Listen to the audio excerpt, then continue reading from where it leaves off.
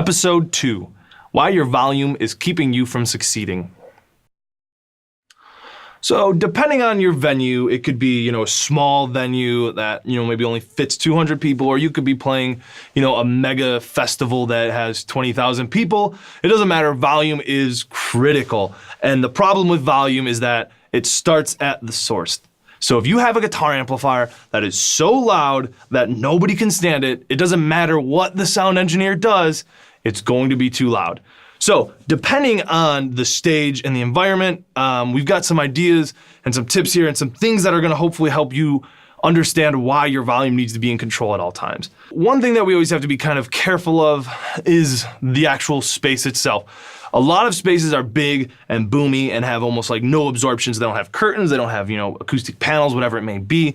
And all of a sudden, your, guitar amplifier on, volume level 2 is now like a 60 in the house. And it's just so much volume that all of a sudden, we can't even put any sort of a mix together because you have, a million times as much guitar as I need. So we need to start thinking about what's going on in these spaces.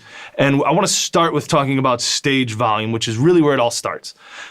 When we're looking at stage volume, I really encourage everyone to just start turning down more. Even if you think you're on the quiet end, turn down more. Because what's amazing about modern recording gear, modern sound gear, it doesn't matter. What's great is that they have so much amplification capabilities that sound clean and good that you're really able to put a low sound on stage and put a huge sound in the speakers if needed. So what's great is that if you put your amp at that 2 like I'm encouraging, and we're in a pretty decent space, the engineer will easily be able to turn it up where he needs it to be. And what's great about that is that all of a sudden, on the stage, if things are quiet and low level and you need more, he'll give it back to you in monitors or your wedges or your in-ears. And all of a sudden, it's not blowing up the audience. It's throwing away from the audience. Unlike your guitar amplifier pointed right at the face of all your fans, the wedge is gonna be way more enjoyable for not only probably the band, but also for the audience. So by just keeping our stage volume down, we're gonna see a lot more enjoyable performances for everyone involved. And as far as stage volume goes for drums, we have to be careful because drums don't have an amplifier. Drums don't have a volume knob.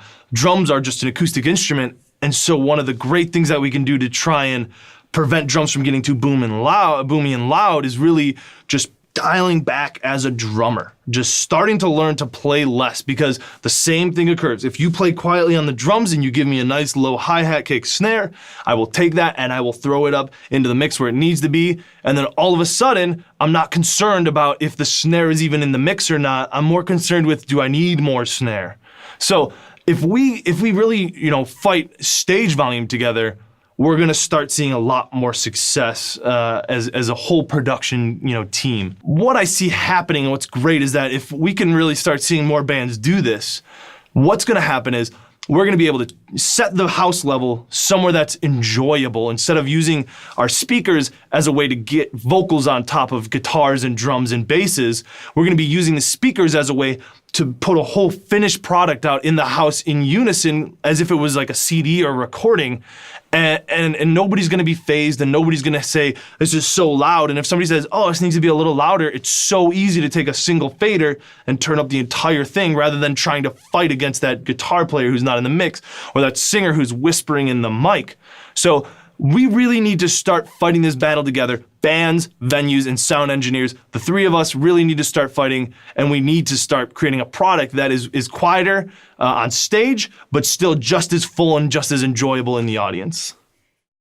Hope you guys enjoyed the video today. If you guys really enjoyed it and you guys had a great time, share it, like it, do whatever YouTube people or Facebook people do with it.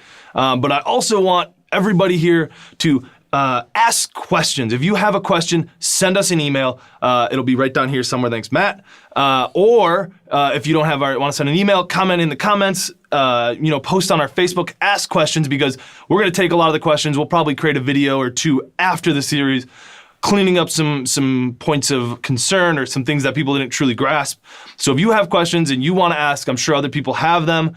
Ask away in comments or an email, and we'll be sure to get back to you and then hopefully turn them into a full entire, 2 or 3 episodes that will help everyone out.